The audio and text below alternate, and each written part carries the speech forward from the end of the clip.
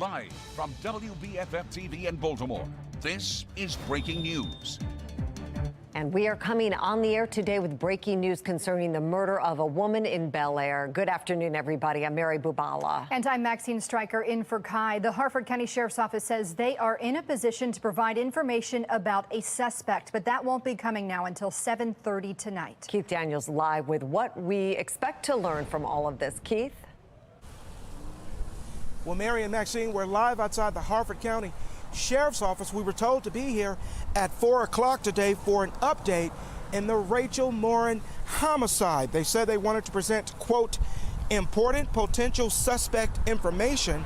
Now, we don't know exactly what that means, whether they have a suspect arrested or whether they have suspect information related to someone they might be looking for. But then we got here about 30 minutes ago, and then they tweeted that this news conference has now been pushed to 7:30 tonight. No explanation given.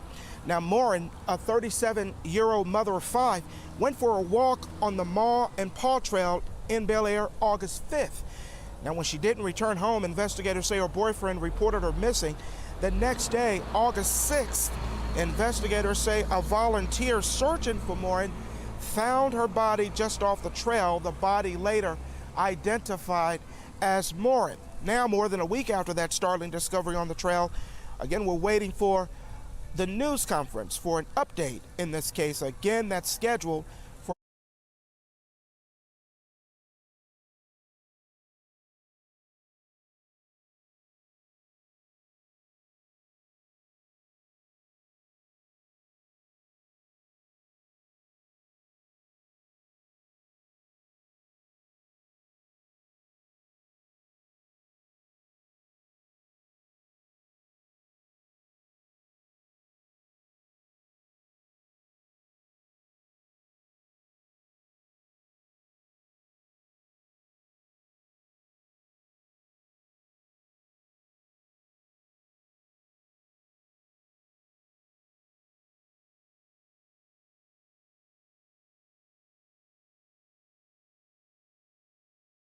the 13th council hearing to learn more about what's included in the Baltimore Police Department's after action report. All right, as we wait for that, Mackenzie, where do things stand in terms of the investigation of the shooting itself? It's seemingly at a standstill right now. No one has been arrested for the actual shooting. We do know that a 17-year-old has been arrested and is facing weapons and riot charges. Investigators say he's the teen who was seen on social media with what appeared to be a large gun. Prosecutors argue when he pulled out this weapon from his backpack, it triggered other people to start shooting. But the teen's attorney, Michael Clinkscale, argues it was a toy gun. Clinkscale says an initial trial date has been set for October 14th. And what about any more information regarding the mediations that Safe Streets workers completed before the shooting?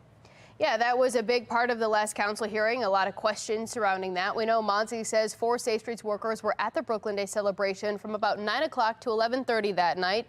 During that time, Monzi and Catholic Charities, which operates the Brooklyn Safe Streets site, say 5 conflicts were mediated. But during that council hearing, Monzi said the details of those mediations had not yet been reviewed. There's also been some back and forth about whether weapons were involved in those conflicts. Perhaps that answer, as well as more information about what BPD knew about the party and how it responded, will come out during that next hearing. In the studio, Mackenzie Frost, Fox 45 News. All right, Mackenzie, thank you. Breaking news now from overnight. A woman shot and killed in southwest Baltimore. The scene at the corner of West Baltimore Street and North Schroeder Street. No word on a suspect or what happened.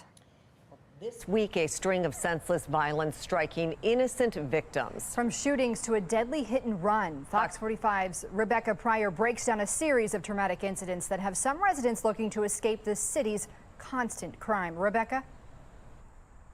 Yeah, some residents that I've been speaking with today say that they no longer feel safe living in the city just because of the sheer amount of random violence. For example, on Monday, a man walking his dog in Carroll Park heard gunfire only to realize later that he had been struck in the hand by a stray bullet. Then on Wednesday, an 87-year-old woman lost her life in a tragic hit and run after another driver ran a red light. And finally, over the weekend, a string of street racers shut down traffic and disturbed North Baltimore residents as the sounds of donuts and gun burnouts blared on for at least an hour, starting around 1 in the morning. Some of those in the area telling us senseless crime is becoming all too common in the city. Are you planning on leaving Baltimore City? Yes. Yep, absolutely. And what's brought you to that decision? My safety, the safety of my dogs, the quality of life. And for all 3 of those incidents, BPD has not made any arrests. Reporting live in Baltimore City, Rebecca Pryor, Fox 45 News. Baltimore County is also seeing its share of homicides and shootings. Right, Alexa Ashwell joins us with newly obtained data and what areas seem to be experiencing the most violence. Alexa? Yes, Mary, Maxine, the data shows the areas where the Baltimore County Police Department has chosen to launch its ShotSpotter pilot program have been seeing a higher number of homicides and shootings. Here, take a look at the data that we have. The Woodlawn precinct leading the county with 5 homicides, followed by the Wilkins and Essex precincts, both with 3 homicides. Now, Wilkins and Essex, those precincts are also at the top when it comes to non-fatal shootings, each with 8. The data, law enforcement expert Jason Johnson says, lines up with why the county likely chose the Essex and Wilkins precincts to launch its ShotSpotter pilot program 3 weeks ago. You may recall ShotSpotter is the audio sensory technology that detects, locates, and then alerts police of gunfire. They would probably be looking at their shooting data. What districts do they have areas that could most benefit from ShotSpotter technology? So you would only invest ShotSpotter technology in areas that you've experienced a high number of shootings. Now, this data we received also includes information on juvenile victims. Out of the 44 people who have been shot in non-fatal shootings across the county so far this year, I'm told 8 are juveniles. In addition, there have been 3 juvenile homicides so far this year. Alexa Ashwell, Fox 45 News. Most people would take a look at this circumstance and say it's a cover-up. Deleted text messages from one of Maryland's top education officials. As you'll find out, the move was made after our inquiry into failing test scores. The son of a missing Maryland teacher has been arrested, but not for the mother's disappearance. The new information coming into our newsroom. And with so much fear and unease over the murder of a mother found murdered along the Ma and Pa Trail, Harford County women, they're lining up for lessons in self-defense. And we're in good shape for grilling plans this evening with a mix of clouds and sun leading up to sunset. Warm to begin, cooling off tonight, and then I'm tracking a weather maker. I've got an updated look at our rain chances from that in a couple of minutes on Fox 45 News at 4.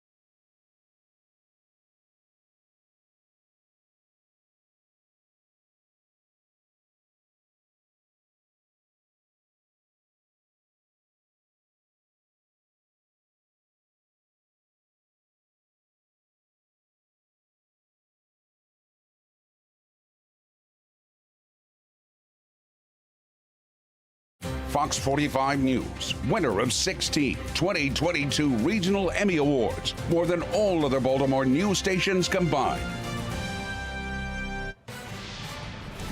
Some new information today in the search for a missing teacher in Prince George's County. We have learned the son of Miriam Silla has been arrested and is being held in jail without bond. Police are not charging the son with the mother's disappearance, though. Instead, the 37-year-old was arrested on a warrant from a 2018 drunk driving charge. What's unusual for a traffic charge is that he is being held in jail on a no bond status. During a press conference last week, the Greenbelt police chief was asked if they suspect foul play in the search. The chief walked a fine line. At this point, we continue to proceed as this is a missing persons investigation, keeping in mind that we will go where the evidence leads us. So far, police have not explained why Sila's son is being held without bond. Meantime, those who know Miriam are speaking out about her disappearance. Like all teachers, has a really important role in children's lives, but she was particularly warm and a mentor to many of the kids, being strict, but in a very kind and gentle way, which is a hard balance to strike. Miriam has been missing for 2 weeks now. She teaches at Dora Kennedy School in Greenbelt. Be the first to know about breaking news by signing up for News on the Go. Go to foxbaltimore.com, click on Mobile Alert Sign Up under the Station tab. We'll take a look at this. At least 72 people are dead after landslides in India. Heavy monsoons triggering the landslides and causing flash flooding. It all left residents running for their lives after houses washed away and roads became submerged. Right now, rescue teams are searching for people who are trapped under mud and debris. Conditions are expected to worsen as more rain falls. All right, time for a check of our weather conditions here at home. This is a live look outside now as the evening commute starts up. We continue to see a break from the storms, but the humidity, it definitely made a comeback today. Let's bring in meteorologist Amy Aronson now with a check of the weather. Yeah, it was toasty out there today, that's for sure. Unexpected. Yeah, it was hot. Good thing is it's not going to last long. So we've actually got a front coming through tonight while we're sleeping, and that's going to kind of keep our temperatures, but more importantly, the humidity levels in check. Also coming up, last night was our last 8 o'clock sunset, so now plan on sunset happening at 7:59.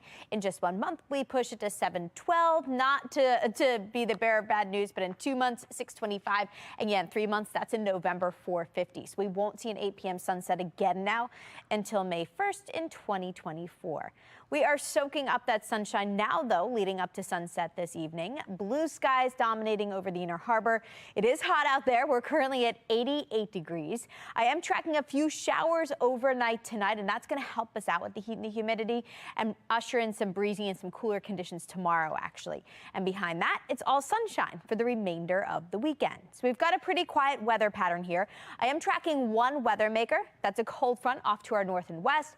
You can see a skinny line of showers and storms associated with that right now. That's what's traveling our way overnight, and that's what's going to cut down on the heat, the humidity, and our temperatures again. Let's time it out. It's not sending us much in terms of rain. A couple of showers possible this evening and tonight. This is the scene at 8 o'clock, so right around sunset. Not much happening, and that will continue to be the case overnight. A couple of stray showers, potentially an isolated storm. Our forecast model not predicting much happening. We are starting off with some clouds Friday morning, but we quickly see the clouds give way to sun during the afternoon. Winds will be picking up and temperatures will stay pretty comfortable. We'll spend the day in the low to mid 80s actually before we get into the weekend. And overnight Friday into Saturday morning, nice and refreshing. We're back in the upper 50s and low 60s, and we are looking at a decent start to the weekend too. So here's that weekend planner. We'll start off with breezy conditions tomorrow, highs in the mid 80s. Nothing but sunshine Saturday and Sunday. Temperatures will be heating back up, so we'll see our highs climb from the mid 80s back to near 90 by the end of the weekend. If your weekend plans take you to the beach, looks pretty nice there too for a late August weekend. We've got sunshine across the board Friday, Saturday, and Sunday, and temperatures are pretty pleasant. Upper 80s makes Friday the warmest day, and then low 80s for the rest of the weekend. Ocean temperatures currently hanging out in the low 70s. Closer to home, nothing but sunshine this weekend. It's going to be pretty toasty by the end of it with highs close to 90. Monday's the hottest day of the stretch with highs in the mid 90s. After that, we'll settle back to near normal and back in the upper 80s. So Tuesday, Wednesday, and Thursday, quiet pattern continues. Actually, no rain in the 7-day forecast with highs in the upper 80s through next Thursday. Mary, Maxine. Amy, thank you. We continue to follow that breaking news as we await new information from the Harford County Sheriff's Office in the murder of Rachel Morin, whose body was found along the Ma and Pa Trail in Bel Air. We were originally told to be at the sheriff's headquarters at 4 o'clock for an important potential suspect information, but that news conference has been pushed back to 7:30 tonight. No explanation given. And there has been a sense of unease across much of the Bel Air community ever since Rachel was killed 11 days ago. Amid today's developments, Fox 45's Amy Simpson is live now at the Ma and Pa Trail with community reaction. Amy? Yes, Maxine and Mary, there continues to be a visible law enforcement presence here at the Ma and Pa Trail in Bel Air. You can see one cruiser over my shoulder there. We also just saw 3 other sheriff's deputies ride by on ATVs here this afternoon. But we also got news yesterday that surveillance cameras are likely coming here to the Ma and Pa Trail in the near future. However, some are still looking to do more to bring a sense of safety and security back to themselves and here to this community. So this week, an Edgewood man decided to do something about this. Harvey Betts owns Betts Defense Training. He's a combat veteran and a retired police officer. This week, he posted on Facebook announcing a free self-defense course here in Harford County. And he says that Facebook post took off, garnering hundreds of reactions and comments in just 2 days. That's exactly what the criminal is looking for, is an easy victim. And if you are in your zoned out on your phone in front of you with your earbuds in, you're not aware of your surroundings. This is the best way that I can think of to help someone who has no self-defense background. Now, Betts says there was such a strong and high reaction and response to that post. He's now scheduled at least 2 more free self-defense classes for next week to be able to reach and help more people here in Harford County. And coming up at 5 o'clock, this community continues to wait for updates in that homicide investigation, waiting for that 7:30 p.m. press conference update from the sheriff's office. We're live in Bel Air. Amy Simpson, Fox 45 News. We want to bring the Seafood Festival home to the state capitol, to the waterfront here in the city. The Maryland Seafood Festival happening this weekend in Annapolis. Our Mark Clark is checking out what's in store. A bus catches fire on a highway in Argentina. See the moments before the bus was engulfed in flames. We have new video of a deadly officer-involved shooting involving a man police say was believed to be holding a knife. I'm Dee Dee Gatton in Washington, and coming up, what that object turned out to be instead and how law enforcement officers evaluate situations like this.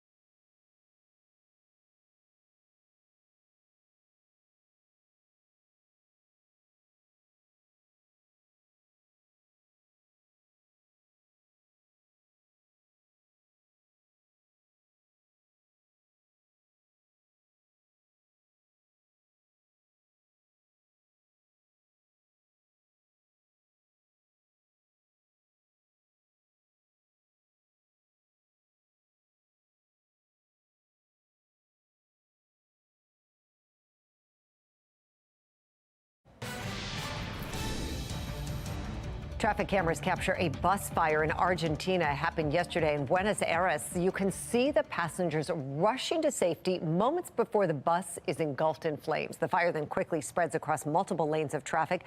No one was hurt, but officials say the fire was caused by a mechanical problem. Well, right now, an investigation is underway in Denver after an officer shot and killed a black man. According to police, that officer believed the man was armed with a knife, but it turns out he was holding a marker. Didi Gatton with the National Desk has our first look at that body cam footage. The video shows two officers responding to a domestic violence call. Before we show part of it to you, a warning: some viewers may find it disturbing. The video shows Brandon Cole eventually moved towards two bystanders, including a child. After tasing him was unsuccessful, the body cam video showing Cole moving towards the officer, and she fires her gun.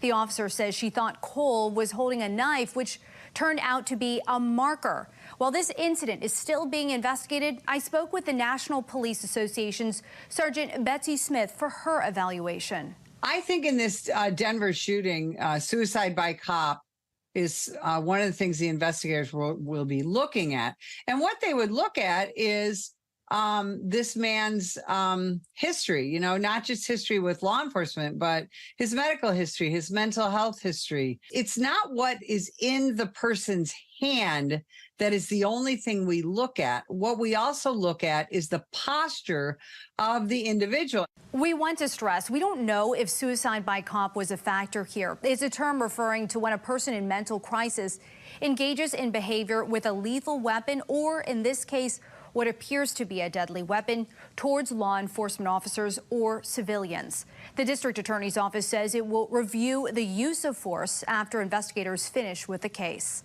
Reporting for the National Desk, I'm Didi Gatton. This needs to be investigated immediately as record concealment or destruction of the public record. Text messages deleted on the phone of the state superintendent of schools, Why Summer, alleging a cover-up regarding poor test scores in some city schools.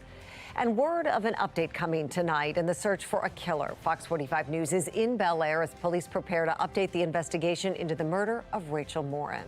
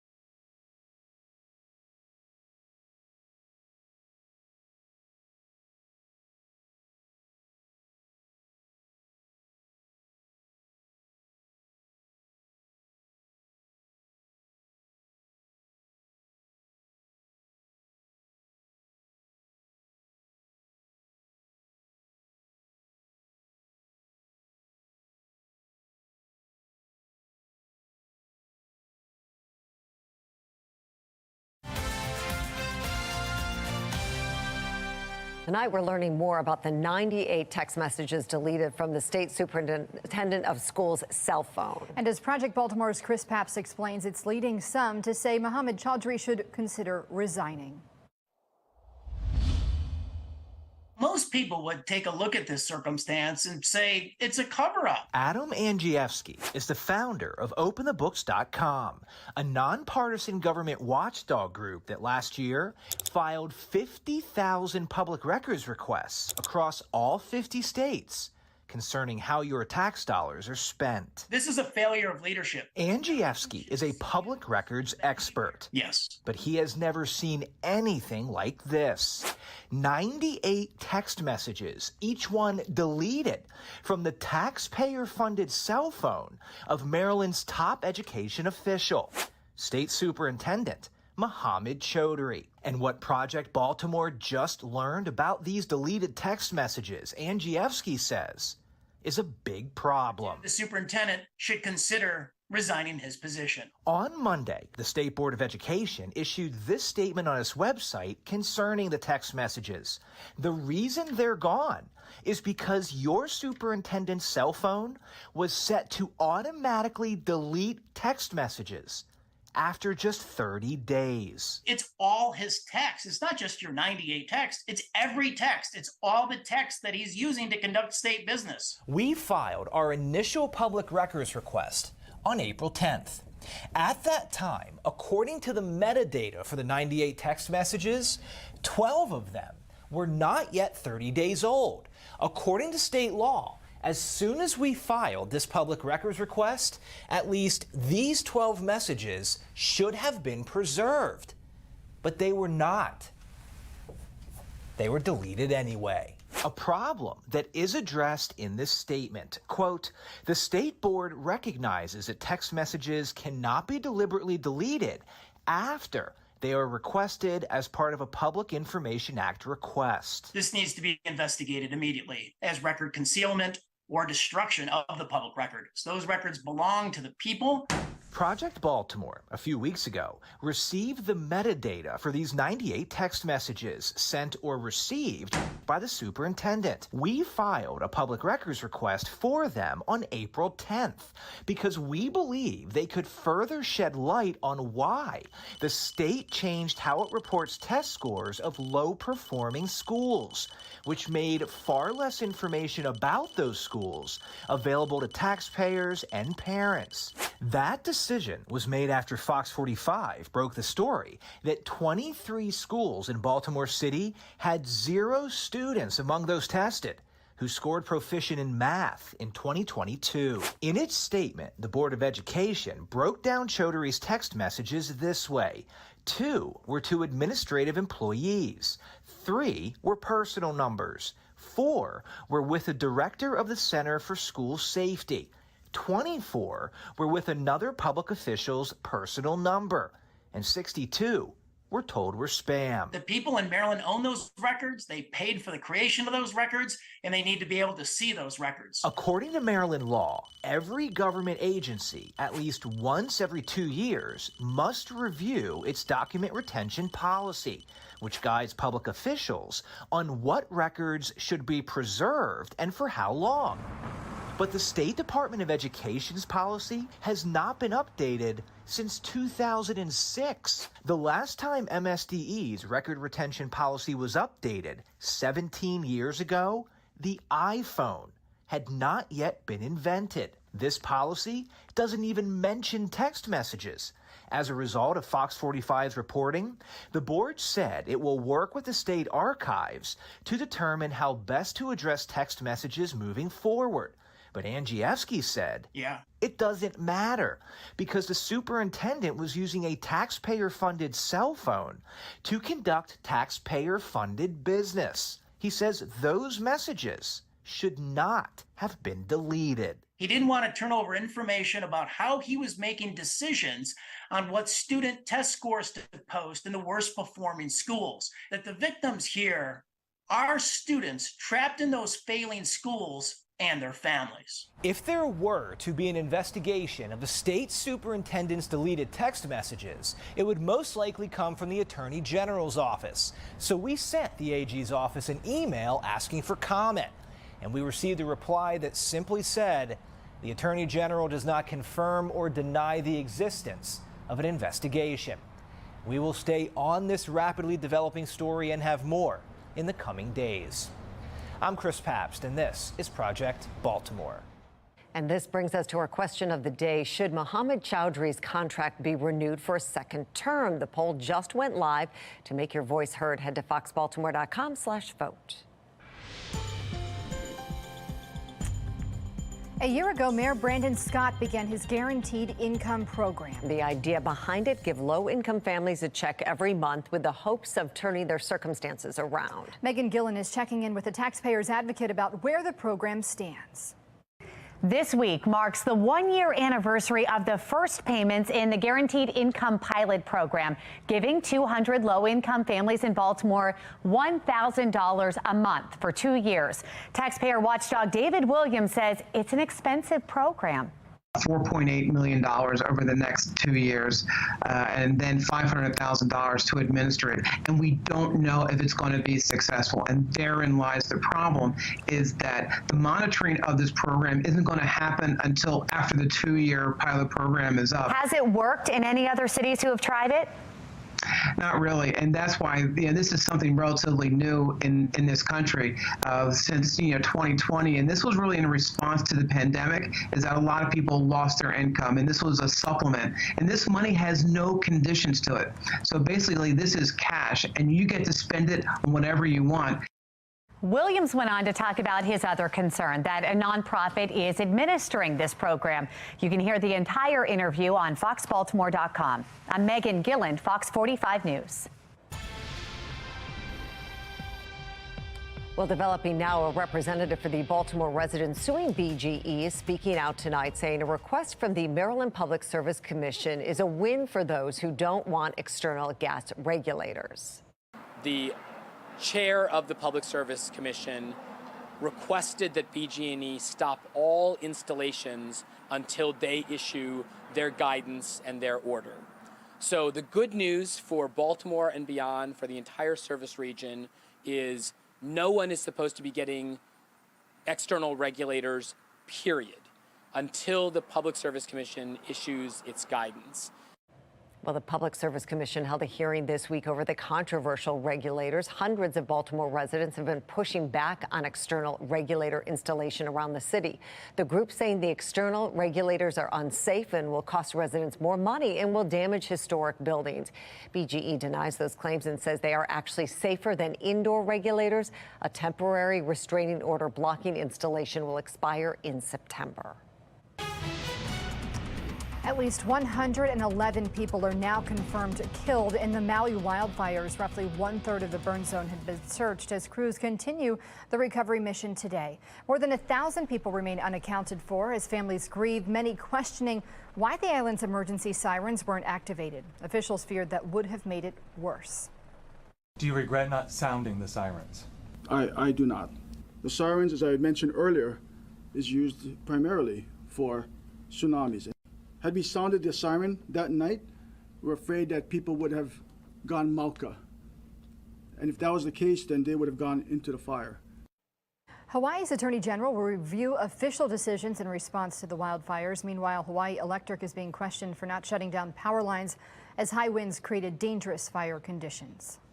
Maryland emergency crews are trying to do their part to help the search and rescue efforts. Take a look at this. Maryland Task Force 1 is headed to Hawaii right now. The 70-person team is made up of medical, hazmat, and rescue specialists, along with firefighters from across Maryland. Members of the team saying they are ready to do whatever it takes to save lives. Everybody's going to work until they're told to stop, and that's kind of the philosophy. They carry in everything, they work for a period of time, and then they take a break, and then they're eager to go back and do the job. It's a very unique setup that we come with all of our equipment and all of our personnel, and we're able to operate for long periods of time in a general area, geographic area that has no support. In Howard County, police are investigating how an inmate escaped from a transport van. Police say 38-year-old Randy Morris escaped in the Jessup area around 8:30 yesterday morning. He was found and taken back into custody just before 6 last night. Officials say the inmate was incarcerated for burglary at the Jessup Correctional Institute. Anne Arundel County Police and Maryland State Police also helped with the search. Well, want a taste of Maryland? We take you to Annapolis next for what's in store ahead of the Maryland Seafood Festival. New calls to impeach President Biden. But why do some Republicans think that's a dangerous move? I'm Scott Thuman in Washington to explain. And our next weather maker's moving through tonight. It's this cold front you see in the Midwest right now. I'll explain exactly when it arrives here and what it means for our hot temperatures in a couple of minutes on Fox 45 News at 4.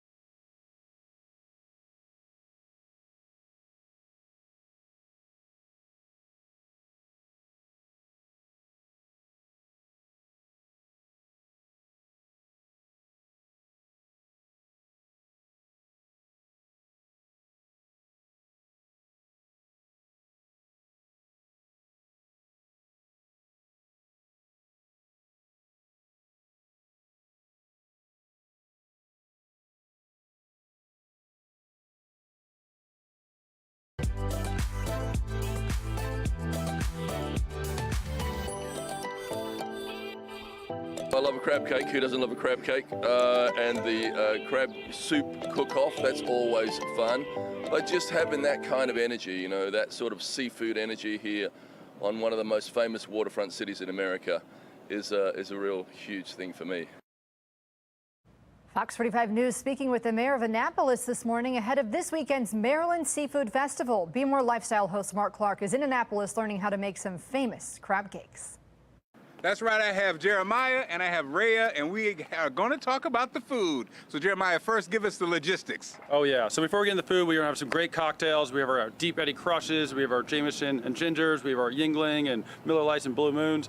But how do you wash it down? With great seafood. So what's cool about this festival, we have 6 different local Annapolis restaurants and 2 more providing samples. So Dock Street, where we're here, we're doing crab balls. Middleton's our famous oyster shooter. We have McGarvey's with their crab dip. We have tuna poke coming from Federal House. Seared tuna from Market House, and Green Valley's bringing a Bayou Bomb, and then Jimmy's is bringing a crab egg roll. So you're going to want to check all these out. You can go grab more food later once you've tried the samples at the show. And so Rhea, is this the star of the show for you guys? It sure is. This is our famous 6-ounce crab cake, and then our whole grain mustard tartar sauce. And then we have here a little mini version that we'll be serving at the Maryland Seafood Festival. Well, you know, we'll have to try and see, make sure everything's okay. So, of course, you guys are known for your famous crab cakes and crab balls. Let's go. Wait a minute. There we go. Delicious. And I saw Jameson and ginger, was this? Yes, it is. It's 5 o'clock somewhere, guys. That's right. Don't be jealous, guys. Oh, we're jealous. Head to foxbaltimore.com right now to learn more about the Maryland Seafood Festival. And since our weather's pretty quiet right now, I figured let's head to the West Coast where they're actually tracking the potential for some very significant weather, courtesy of the tropics. So say hello to Hurricane Hillary, a massive storm, Category 2 in strength. And if you take a look at the updated track from the National Hurricane Center, you'll notice it's making a beeline for actually southern parts of California, an area that doesn't typically see a ton of rain. If this track actually ends up verifying, significant rainfall and flooding will be a concern there, especially for the deserts of California. So this is something worth watching. On the opposite side of the country, closer to home, we do have some activity in the tropics. In the Atlantic, we've got 2 areas of concern. They're both highlighted in orange here, coming off the coast of Africa, and that means a medium chance for development there, but still too early to tell what a potential impact could be for us here at home. Right now, we're just tracking sunshine, actually. Things are nice and quiet. We're looking down at the Towson Circle. Pretty quiet afternoon underway. It is hot. It's a little sticky out there. Upper 80s to near 90 currently. Westminster coming in at a toasty 93 degrees at the moment. And things are dry, so we've got sunshine. We do have our next weather maker out to the west. That's a cold front that's going to be pushing in. That's going to come through tonight and cut down on some of that heat and humidity as we head through the end of the week and actually bring us some really comfortable temperatures as we kick off the weekend. Now, that front's pretty far away from us right now. I think most of the impacts will be felt overnight. A couple of showers pop up this evening around sunset, but the main event happens overnight tonight through really early tomorrow. At that point, we're going to cloud up our skies as that front pushes through, but it looks like it's not really a huge deal here. We should see clearing behind it. Winds will pick up tomorrow. It's going to be a breezy day, but a much more comfortable one. Now, the Storm Prediction Center is included us in this marginal risk, 1 out of 5 on the threat level scale. It's a low threat, but it means any storm that manages to develop with the passage of that front could send us some gusty winds, at least briefly later tonight. Looking ahead at what to expect behind the front, we're in for a treat tomorrow. I would make your outside Friday plans now, especially tomorrow evening. Not going to be as hot, not going to be as humid. Plus, we've got some sunshine, a little bit of a breeze with high temperatures headed into the low 80s. After that, temperatures will be heating back up this weekend. So Saturday, we're already back in the mid 80s. And then the real hot temperatures return Sunday and Monday. So that's when we see our highs back to near 90 and then in the mid 90s by next Monday. Next Tuesday, temperatures will start to come back down closer to where they should be for this time of year. We're settling back into the upper 80s at that point. Now, in just a couple of minutes, we'll take a look ahead at your full 7-day forecast, and I'll let you know exactly where these temperatures are headed and how our rain chances are looking for the next 7 days. Maxine? Well, fun in the sun can come to a screeching or scorching halt with a nasty sunburn. If you've ever gotten one, you'll know how unpleasant they are, but there is some good news. As Patrice Sanders shows us, Consumer Reports has some tips you can use to help alleviate those sunburn pains.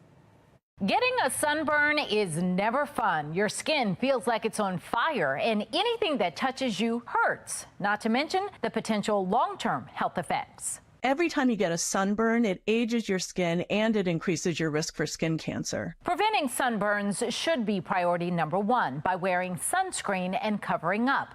But for those times you may have forgotten to apply sunscreen or even reapply after a swim or working out and ended up getting a wicked burn, there are things you can do to help relieve the discomfort. Sunburn care and prevention, like taking frequent cool baths or showers. As soon as you're done bathing, pat yourself dry. Don't rub the towel against your skin. You want to leave your skin a little damp and then apply moisturizer. Look for moisturizers that contain aloe vera or soy.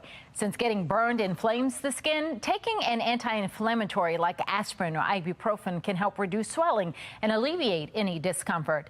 Be sure to also keep hydrated, even drinking more water than you usually do. If your skin blisters, don't pop or peel them. Allow them to heal. And if you do go outside, cover up by wearing clothes that cover the burned areas and stay in the shade as much as possible. And to help prevent getting a sunburn in the first place, wear sunscreen. A top-performing sunscreen with the perfect score that's also a Consumer Reports Smart Buy. Copper Tone Water Babies Lotion SPF 50. And despite its name, it can be used by adults as well. Be sure to use a teaspoon per body part or area that's not covered up with clothing. And if you're using a spray, hold the nozzle about an inch from your skin and spray until your skin glistens, and then rub it in. And for all types of sunscreens, reapply every 2 hours and after swimming. Now, if your burn is severe, be sure to see a doctor, especially if you feel unwell, you have chills or a fever or nausea. Patrice Sanders, Fox 45 News. Coming up at 5, an alternative to college that could set kids up for successful careers. Why some are turning to vocational schools for their return to the classroom.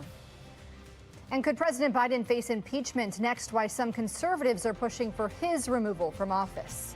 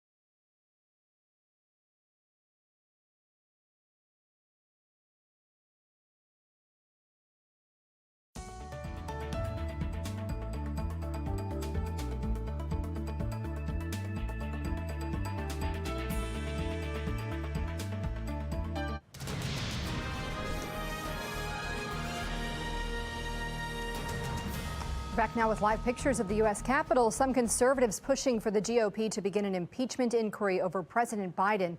The push is because of the president's alleged knowledge of his son's business transactions. Sinclair's chief political correspondent has details and why some warn it could backfire. For Donald Trump, it's been a difficult year to say the least. This week, suffering his fourth indictment. The threats to his 2024 hopes and his physical freedom piling up. We love you, Donald! Trump's super PAC going on the attack, trying to shift suspicion to the current president. Your brother, grandkids, even nieces and nephews got paid from foreign deals. Your family and their cronies raked in over $17 million from these schemes. The anti-Biden barrage pushed by organizations like the Conservative Action Project in this new letter, now calling on House Republicans to open an impeachment inquiry against Biden as soon as they come back from summer recess.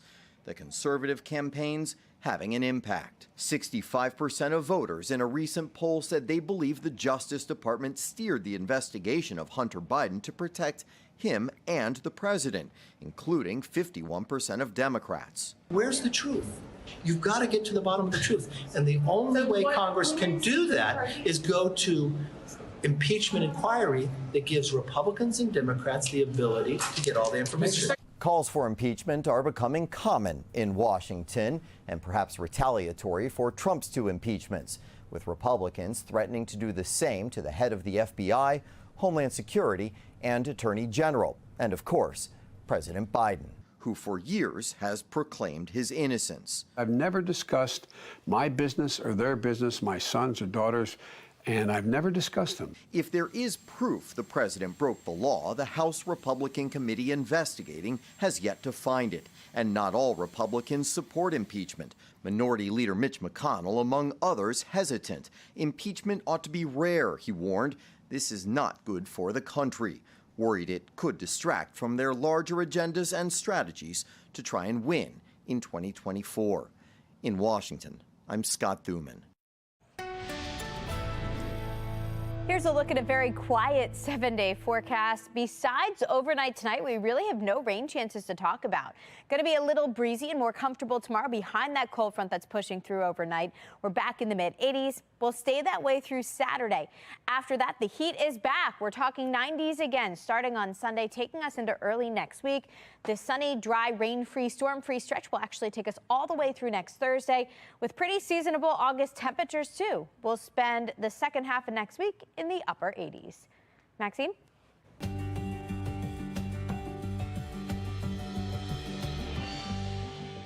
Well, with kids about to head back to school, a reminder from doctors to make sure their vaccinations are up to date.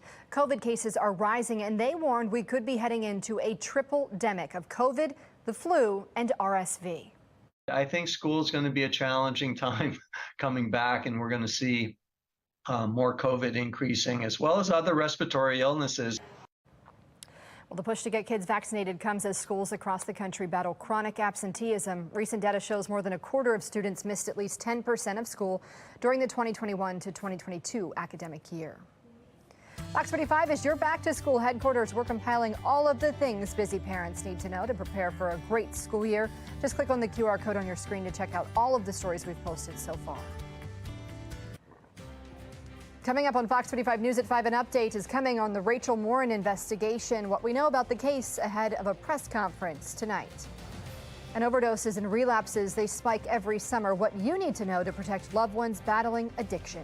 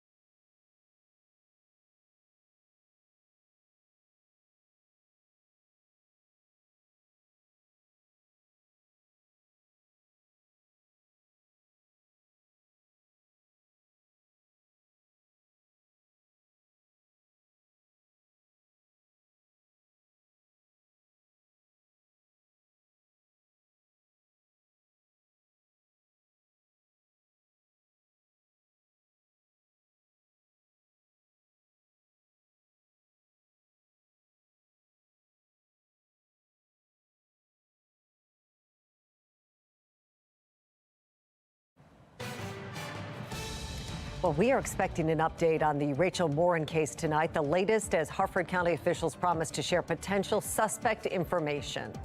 And the public will have to wait to see new details on the Brooklyn Day shooting investigation, pressing local leaders for answers on if they've gotten a look at the Baltimore police's after-action report. And the Sky Zone shooting is reigniting safety concerns in Baltimore County, taking a closer look at the data to see where crimes are happening and what's being done to stop them. Live from WBFF in Baltimore, this is Fox 45 News at 5. Nearly 2 weeks after her body was found in Harford County, we are expecting to get some new information on the investigation into the murder of Rachel Morin tonight. The Harford County Sheriff's Department set to hold a press conference with new information on the suspect later tonight. Thank you for staying with us. I'm Mary Bubala. And I'm Maxine Stryker. We have team coverage on the latest in that investigation, starting with Keith Daniels. Keith? Well, Maxine, we're live outside the Harford County Sheriff's Office. We were told to be here at 4 o'clock for an update in the Rachel Morin homicide. They said they wanted to present, quote, important potential suspect information.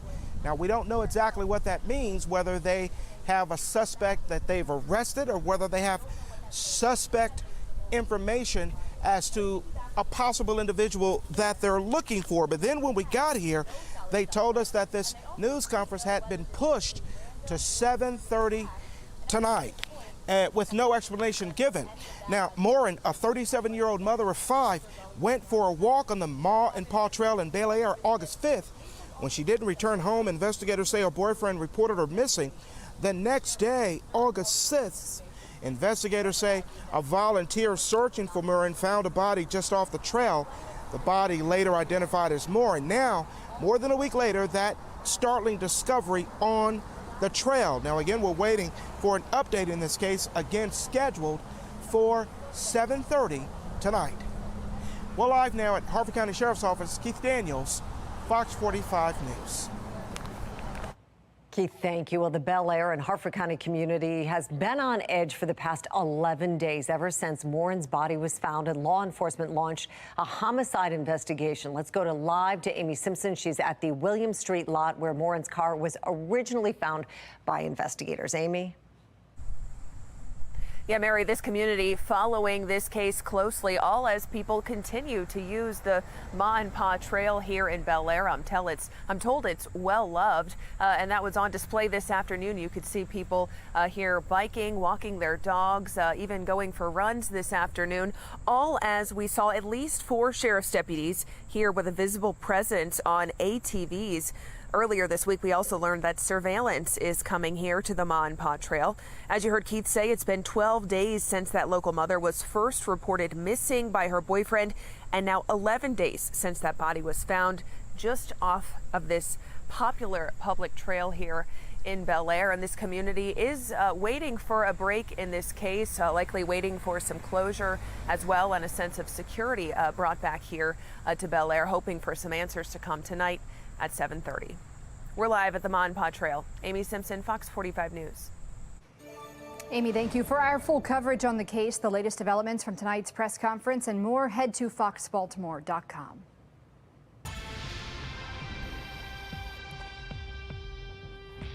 Well, Baltimore County is seeing a troubling number of homicides and shootings this year. The most recent incident, a deadly shooting in a Timonium trampoline park just this past weekend. Fox 45's Alexa Ashwell joins us with newly obtained data and what areas seem to be experiencing the most violence in the county. Alexa? Yes, Maxine, and that data shows the areas where Baltimore County has chosen to launch its Shot Spotter pilot program are in fact seeing a higher number of homicides or shootings. Across Baltimore County, there have been at least 17 homicides so far this year. The most recent, and arguably the most shocking to many, happened just this past weekend inside the Timonium Sky Zone. According to police, 30-year-old Quentin Walker shot and killed his ex-wife's boyfriend while inside the kids' trampoline park. I didn't know what was going to happen. I didn't know if he was reloading. I just know he emptied everything, and I wasn't sticking around. Here, Baltimore County Police providing a breakdown of the homicide data by precinct. It shows so far this year, the Woodlawn precinct is leading the county with 5 homicides, followed by the Wilkins and Essex precincts, both with 3 homicides. Wilkins and Essex precincts are also at the top when it comes to non-fatal shootings. The data shows 44 people have been shot across the county in non-fatal shootings so far this year, about the same number compared to this time last year. The Wilkins and Essex precincts totaling 8 non-fatal shootings each. The data, law enforcement expert Jason Johnson says, lines up with why Baltimore County Police likely chose the Essex and Wilkins precincts to launch its ShotSpotter pilot program 3 weeks ago. They would probably be looking at their shooting data. What districts do they have areas that could most benefit from ShotSpotter technology? So you would only invest ShotSpotter technology in areas that you've experienced a high number of shootings. ShotSpotter is the audio sensory technology that detects, locates, and then alerts police of gunfire. It's used in many larger cities, including Baltimore City. ShotSpotter technology and even its competitors have shown to be an effective way to alert law enforcement early when shots have been fired and not wait for a 911 call to notify them. And sometimes that 911 call never comes. Johnson says it's a useful tool, especially as gun violence continues. So I think it is effective. I don't think it's an end-all, be-all. I don't think it solves it doesn't completely solve any problem, but I think it's one of many, strategies that can be used to assist in the investigation of shootings. We also obtained some data regarding juveniles. Out of the 44 people who have been shot in non-fatal shootings across Baltimore County so far this year, we're told 8 are juveniles. In addition, there have been 3 juvenile homicides. Alexa Ashwell, Fox 45 News. It has been more than a month since one of the largest mass shootings in Baltimore's history. 30 people at the annual Brooklyn Day party were shot. 2 young people were killed. And now we're learning the public will continue to wait for the police department's after-action report. Fox 45's Mackenzie Frost joins us live in studio. Mackenzie, what are you learning about this report? Well, Miriam Nexine, I'm told that a draft report is complete, but the public doesn't have access to it yet. Remember, during the city council hearing last month, Baltimore police admitted there were some failures in its response to the shooting. Acting Police Commissioner Richard Worley said the after-action report would be complete in 30 to 45 days. Monday, Worley was asked about the timing of that report. I think we're still on pace for 45 days. Well, 45 days from July 2nd, the day of the shooting, to today is 47 days. And from July 13th to the date of the council hearing to today is 36 days. The police department tells me BPD's Compliance Bureau is working to finalize the after-action report. In a statement from BPD, I'm told, quote, the review will be shared with several internal and external stakeholders for final revision and will be publicized in accordance with BPD and the mayor's office. So I asked the mayor's office today if he has seen the draft report, and I haven't gotten a response.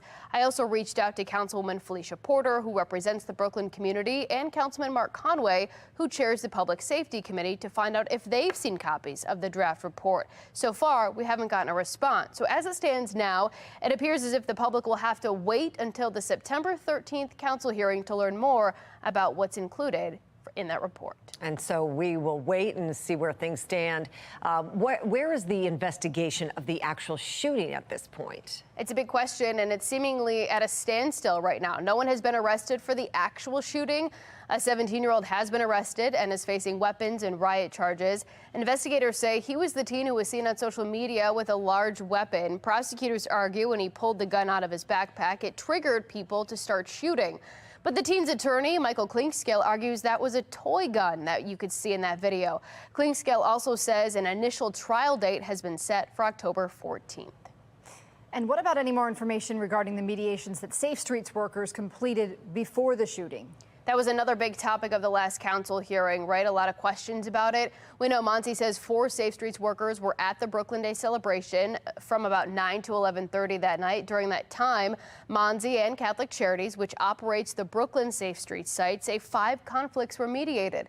But during that last city council hearing, Monty said the details of those mediations hadn't been reviewed yet.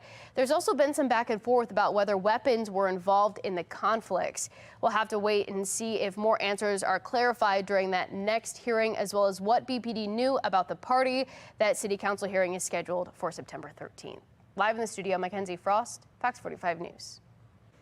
Another deadly shooting overnight just after 11. Officers responded to a scene in southwest Baltimore. A woman was shot near West Baltimore and North Schroeder Street. She was pronounced dead at the scene. Anyone with information should contact Baltimore police. This year, 173 people have been killed in Baltimore and 421 have survived being shot. While those numbers are down from last year, residents tell Fox 45 the high levels of violent crime are making it difficult to feel safe in their own community. This week, there has been a string of senseless violence striking innocent victims, from shootings to a deadly hit and run. Fox 45's Rebecca Pryor breaks down a series of traumatic incidents that have some residents looking to escape the city. Rebecca?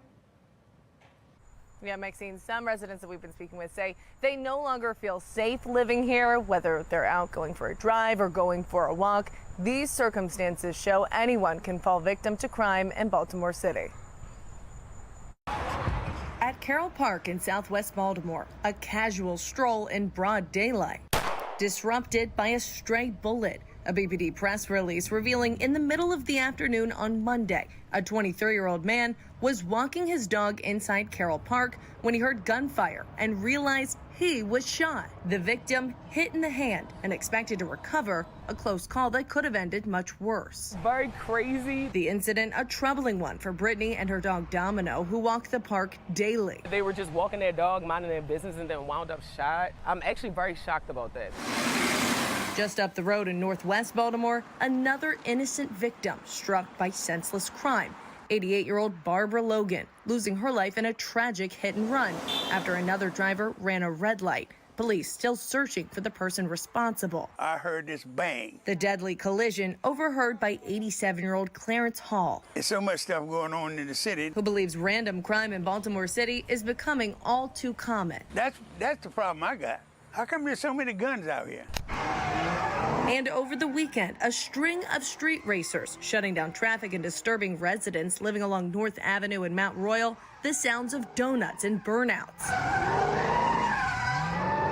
blaring for at least an hour around 2 in the morning. At some point, just kind of like, stop.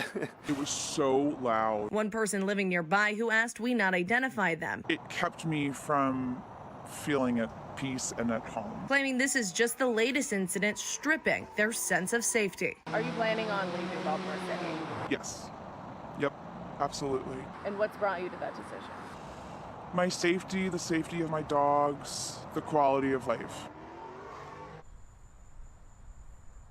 And in all three of those incidents, BPD has not made any arrests. Reporting live in Baltimore City, Rebecca Pryor, Fox 45 News. The Rachel Morin murder in Harford County has neighbors feeling afraid for their own safety, how some are fighting back. Were a series of texts intentionally deleted after Project Baltimore requested to see them? The latest on our investigation to the Maryland schools superintendent. Disaster response officials say they don't regret not sounding the alarm. Why they believe they made the right call as the death toll from the Maui fires grows. And the rest of the evening looks really nice for grilling plans, but I am tracking some showers later tonight. I'll let you know exactly when we're expecting them to arrive here and what it means for our toasty temperatures in a couple of minutes on Fox 45 News at 5.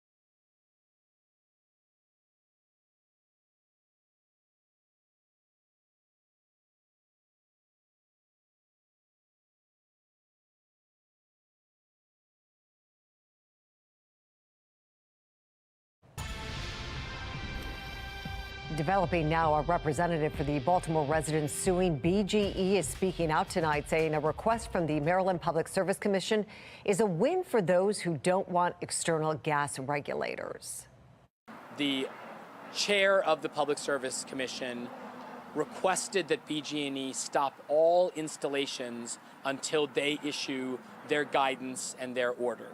So the good news for Baltimore and beyond, for the entire service region, is no one is supposed to be getting external regulators, period, until the Public Service Commission issues its guidance. The Public Service Commission held a hearing this week over the controversial regulators. Hundreds of Baltimore residents have been pushing back on those regulators around the city. The group saying the regulators are unsafe, will cost residents more money, and will damage historic buildings.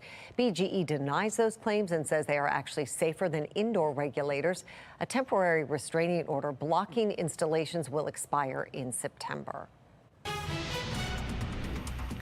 At least 111 people are now confirmed dead in the Maui wildfires. Roughly 1/3 of the burn zone has been searched. As crews continue the recovery mission today, more than 1,000 people remain unaccounted for as families grieve, many questioning why the island's emergency sirens weren't activated. Officials feared that would have made it worse. Do you regret not sounding the sirens? I do not. The sirens, as I mentioned earlier, is used primarily for tsunamis. Had we sounded the siren that night, we're afraid that people would have gone Mauka. And if that was the case, then they would have gone into the fire.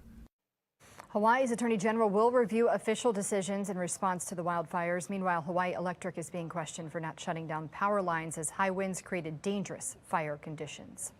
Meantime, thousands of Maui residents have been displaced, their homes destroyed by the fires. Tyler Madden from our Sinclair sister station has a look at how people are leaning on each other to get through the tragedy. It's heartbreaking. It's so sad. It's shocking. Teresa Thompson's owned a house in Maui for about 7 months and is grateful it was not damaged by the fires. She's visited the island for the past 20 years, making countless memories in Lahaina. It's crazy that it could take away this beautiful historic town, in a heartbeat. It was so fast. She says in the tight-knit town, neighbors are helping each other in any way they can. Letting some friends use our home as long as they need it who lost theirs in Lahaina. Good people, solid, good people, rich history, and they need help. Well, what we're hearing now is, that the situation is as dire as ever. In the days after the fires spread, Matthew 25 began asking for donations of essential items. A team of 8 will leave this weekend for Maui. And we'll be connecting with our partners to help distribute supplies to the shelters and as well as into the impacted areas. They'll be distributing those supplies. There's only so many ships, there's only so many planes, there's only so many ports, and so that can certainly add to the challenges of the situation. He says it's the first step in what will be a long recovery and rebuilding effort. We can't really guess how long this will take to recover. It could be months, it could be years. We're going to do everything that we can to help in those efforts. For more information on how you can help, where to donate, and the latest on the fire's destruction, head to foxbaltimore.com. Great, time for another check of our weather. Amy is back, and it was a hot, humid day out there. Yeah. End of August, or mid-August, where are we? Yeah, I guess like transitioning, right? Yes. From mid to late August. Height of summer right now. Haven't had a ton of tropical activity here, but we're actually going to stay on the West Coast right now because they're talking the potential for some tropical activity. So kind of unusual. We are tracking Hillary, a hurricane category 2 in strength, and it is making a beeline for Mexico, but eventually Southern California too.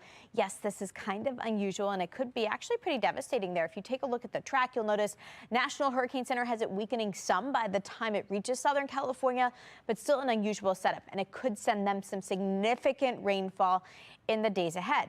On our side of the coast here, we are tracking some activity too. 2 areas of concern. They're both highlighted in orange, so a medium chance for development. Worth watching. It's been kind of a quiet start to the Atlantic hurricane season. Right now, blue skies and sunshine, very quiet conditions over the inner harbor. Not much happening at all. We're at a very hot 88 degrees currently. Certainly feels like summer. Tomorrow, not as hot. We'll be back in the mid-80s. And that's because we've got some showers pushing through overnight with a cold front moving through. Behind that, breezy, cooler, and much more manageable tomorrow. And then sunshine will actually dominate all weekend long. So we are in a pretty quiet stretch here, not really tracking any big shower storm chances. We've got this cold front pushing in from the north and from the west. That comes through overnight tonight. Not a huge rain chance from it. Couple of stray showers pop up this evening around 8 o'clock, mainly across the bay along the eastern shore. For the rest of us, we're in and out of the clouds with a few stray showers pushing through overnight through really early Friday. Starting off a little cloudy Friday morning, but clouds quickly give way to sun. Winds will be picking up. It's going to be breezy, and it's going to feel nice and dry. High temperatures will be in the 80s, not dealing with humidity tomorrow. Actually, a really nice Friday evening will follow, and that leads us into a beautiful weekend. Crystal clear skies and comfy temperatures to start off your Saturday.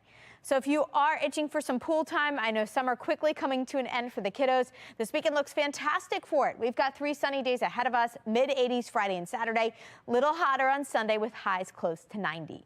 Maybe your weekend plans take you to the beach. Looks great there too. Warm temperatures, tons of sunshine. We'll spend the next couple of days in the 80s and water temperatures currently in the low 70s. Here at home, we're heating up this weekend with that sunshine. Even hotter come Monday, we're in the mid-90s. After that, temperatures will return to normal. Upper 80s will take us through late in the week. And plus, we're not really tracking any rain chances. We're staying dry all the way through next Thursday at least. Amy, thank you. $700,000 in bags, jewelry, and more taken when a van crashed into their shop. But we're learning about a massive smash and grab at a Baltimore County jewelry and purse store. Well, college is not the right choice for everyone. A look at what's driving more people to learn a trade in our Back to School headquarters coverage.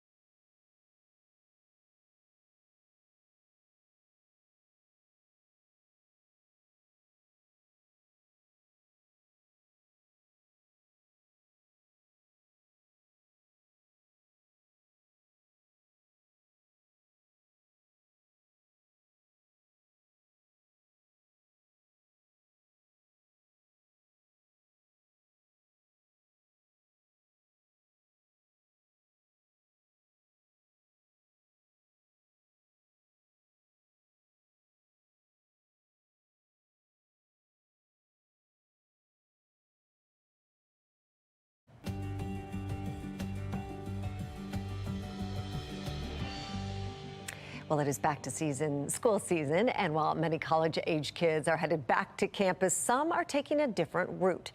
Fox 45's Patrice Sanders has the latest on why more students are considering learning a trade. For many college-age students, back to school doesn't have to mean back to a college or university. A vocational school might be the best choice for some. Program Director for NCIA, Eric Brown, says there are a couple of things to think about before you make your choice. I think two things should be considered. Your career path, so what it is that you really want to do, and then do you have the time and luxury to spend 4 years embarking upon that? So some of our students will come to us as a stopgap to start a career. They may not have the time or the luxury to wait 4 years to earn income. And then some students will come to us because trades are things that have been around and they're lasting, proving the test of time. And so they want to embark on a career where they can earn a livable wage, become a professional, and start supporting their families. So when you talk about the 4-year commitment, if you're going to a college, what is the commitment if they do one of your trades? 17 weeks. Whoa, And that's it's a free. huge difference. Wait a minute, and you said it's free. It's free. So there's no student loan, there's no debt at the end of it. It's 17 weeks, it is a free program, and you will be, of course, if you're in the CDL program, you get a CDL driver's license, automotive and HVAC, you'll both receive 4 industry recognized certifications. And we also will connect you with the case manager, we have an employment specialist, so we provide the training, you get the certifications, and then we help you embark on a career. Well, for more information on NCIA's programs and options, you can reach out to their recruiter, Brian Reddy. The number and website right there on your screen. Patrice Sanders, Fox 45 News. Fox 45 News is your back-to-school headquarters. Just scan the QR code on your screen to check out all of the stories we've posted so far, or go to foxbaltimore.com/back-to-school-HQ. 98 text messages deleted. Project Baltimore is uncovering new details on the messages from the state superintendent of schools that have some calling for his resignation. A Harford County woman's murder has neighbors on edge. How some are trying to make sure they're protected.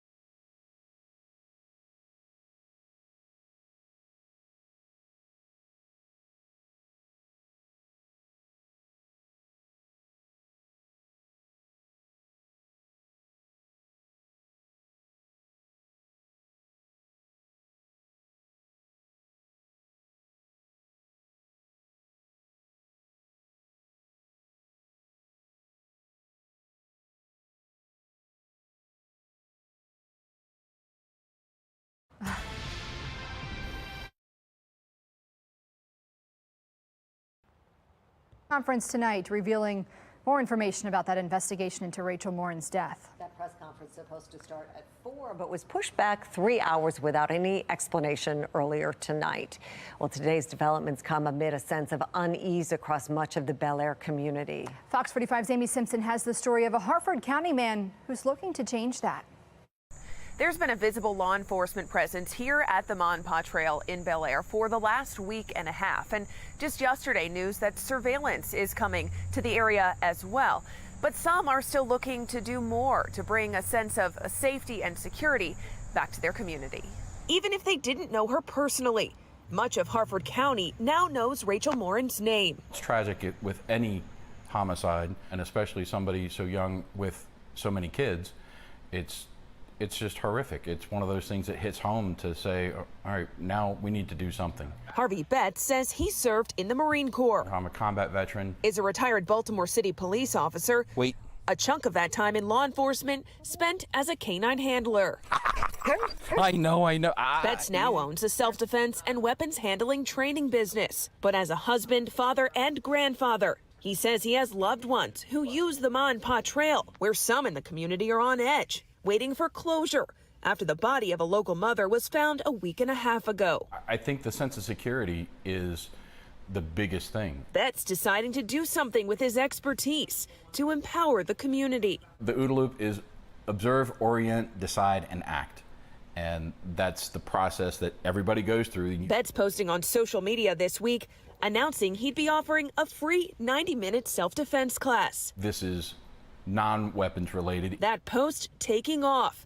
Hundreds of reactions and comments. Most of them are thank you, and I want more information. His first self-defense class Tuesday night had a small group of 4 participants. But Betts says there's been such high interest, he's scheduled 2 more sessions next week. At least 9 signed up for a Monday self-defense class, and Tuesday night already at full capacity. I'm squeezing in 15. And they're continuing to ask for more classes. The response speaking to a community itching to take its power back. This is the best way that I can think of to help someone who has no self-defense background. Betts saying he never expected his idea would strike a chord with so many. Give people the information, and try and help. In Bel Air, Amy Simpson, Fox 45 News.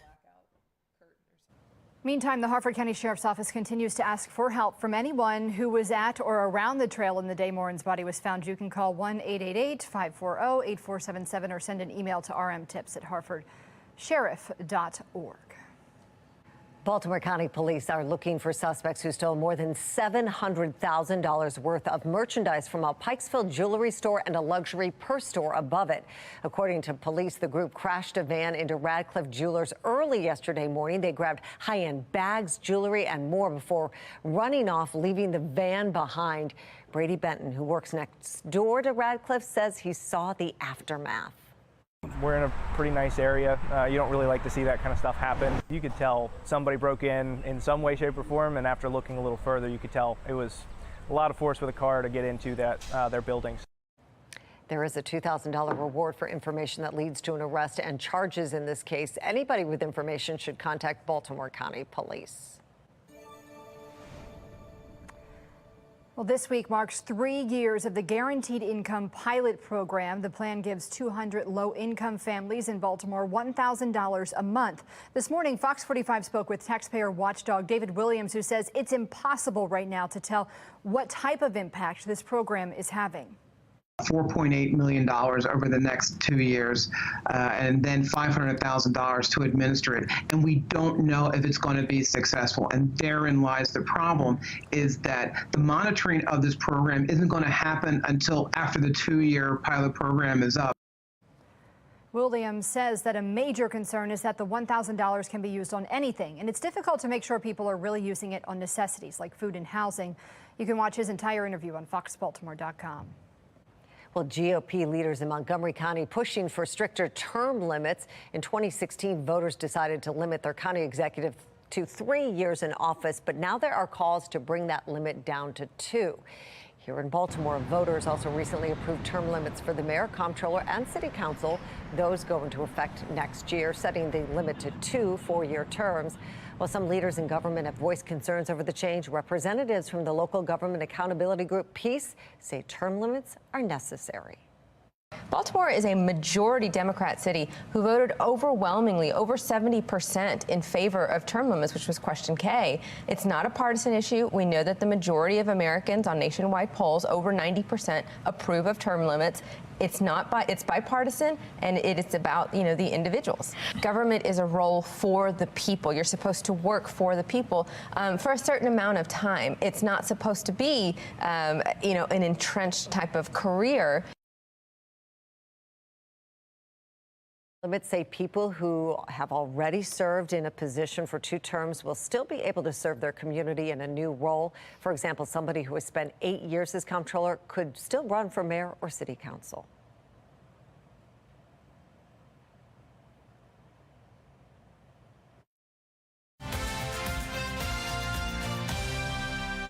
Tonight, we are learning more about those 98 text messages deleted from the state superintendent of schools' cell phone. And as Project Baltimore's Chris Papps explains, it's leading some to say Mohammed Chaudhry should consider resigning.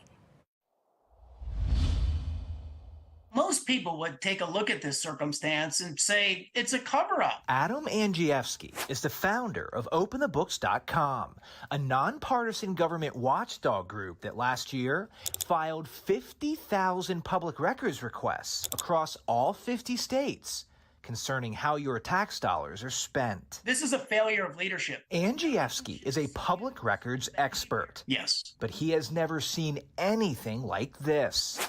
98 text messages, each one deleted from the taxpayer-funded cell phone of Maryland's top education official, State Superintendent Mohammed Chaudhry. And what Project Baltimore just learned about these deleted text messages, Andrzejewski says, is a big problem. The superintendent should consider resigning his position. On Monday, the State Board of Education issued this statement on its website concerning the text messages. The reason they're gone is because your superintendent's cell phone was set to automatically delete text messages after just 30 days. It's all his text. It's not just your 98 text. It's every text. It's all the text that he's using to conduct state business. We filed our initial public records request on April 10th. At that time, according to the metadata for the 98 text messages, 12 of them were not yet 30 days old. According to state law, as soon as we filed this public records request, at least these 12 messages should have been preserved. But they were not. They were deleted anyway. A problem that is addressed in this statement. Quote, the state board recognizes that text messages cannot be deliberately deleted after they are requested as part of a Public Information Act request. This needs to be investigated immediately as record concealment or destruction of the public record. So those records belong to the people. Project Baltimore, a few weeks ago, received the metadata for these 98 text messages sent or received by the superintendent. We filed a public records request for them on April 10th because we believe they could further shed light on why the state changed how it reports test scores of low-performing schools, which made far less information about those schools available to taxpayers and parents. That decision was made after FOX45 broke the story that 23 schools in Baltimore City had 0 students among those tested who scored proficient in math in 2022. In its statement, the Board of Education broke down Chaudhry's text messages this way. 2 were to administrative employees. 3 were personal numbers. 4 were with the director of the Center for School Safety.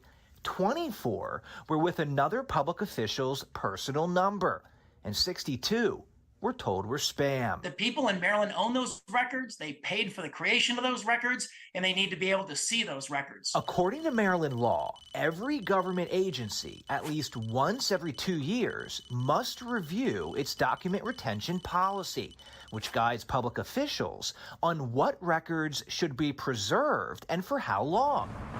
But the State Department of Education's policy has not been updated since 2006. The last time MSDE's record retention policy was updated, 17 years ago, the iPhone had not yet been invented. This policy doesn't even mention text messages.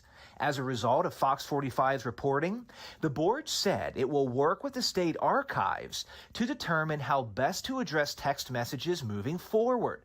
But Andrzejewski said, it doesn't matter because the superintendent was using a taxpayer-funded cell phone to conduct taxpayer-funded business. He says those messages should not have been deleted. He didn't want to turn over information about how he was making decisions on what student test scores to post in the worst performing schools. That the victims here are students trapped in those failing schools and their families. If there were to be an investigation of the state superintendent's deleted text messages, it would most likely come from the Attorney General's office. So we sent the AG's office an email asking for comment, and we received a reply that simply said, the Attorney General does not confirm or deny the existence of an investigation. We will stay on this rapidly developing story and have more in the coming days. I'm Chris Pabst, and this is Project Baltimore. That brings us to our question of the day. Should Mohammed Chaudhry's contract be renewed for a second term? To make your voice heard, head to foxbaltimore.com/vote. A pig's kidney has kept a man alive for over a month, a breakthrough doctors say may be able to save thousands of lives.